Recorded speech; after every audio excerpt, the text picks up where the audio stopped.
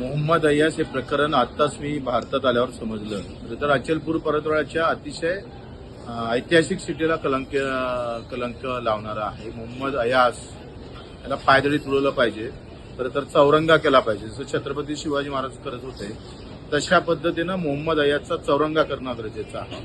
मोहम्मद अय्यास, मोहम्मद म्हणजे अतिशय इस्लाममध्ये पवित्र नाव आहे.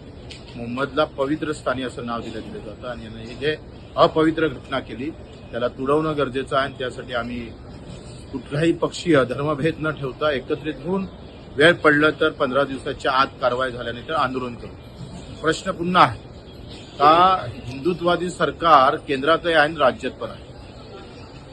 मग आता हिंदुत्ववादी सरकारमध्ये हिंदूच्याच मुली पुन्हा खतऱ्यात येत असेल तर आता काय करावं, कुणाला न्याय मागावा?